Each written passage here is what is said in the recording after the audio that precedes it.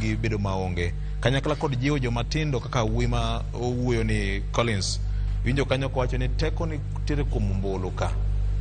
to kendo omora kowacho ni rotho magidhi rotho mbele ka en mar ombulu en mar ombulu VOJ Homa Bay nyingi ok ber ahinya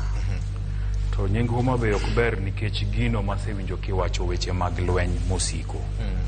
to bende an gi penjo nikech kawuono wan gi jo Homa Bay jo magoji kata menyeo magoji go donge gin mana jo Homa Bay ka donge ung'egi ang'o mamono wa identify gitwa koni ng'ane in nyane ni kiting'o beti twaterne gi ne police nikech tekono ano wanyalo timo gibiluongo ni citizens arrest nikech ng'amo ting'o beti no nitie dalagi nitie min gi nitie wuon gi nitie wedene to wachomo gi achoma tir to wakawo gi achiel kachiel to watero gi kanye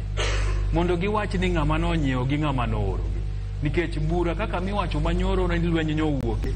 donge ne buch jo Homa Bay ka okadwa luongo ana luongo mna ni Homa Bay anthurwa ni sakwa kaka ng'ad feri dipoku dino na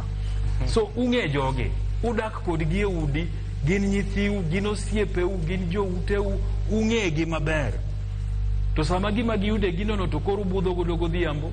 nino timo ang'o wane oduogo gi gimoro wane mwanyayo timbe gi kok wanyal wuok oko mondo wakwer jogi mondo wawachge ni gimitimo rach wabedie uru jogo mawacho ni ok wadwa lweny Homa Bay ka je ibonye manyo okelo lweny twachome achoma tir twakone ni bud mwalimu nyi kelo lweny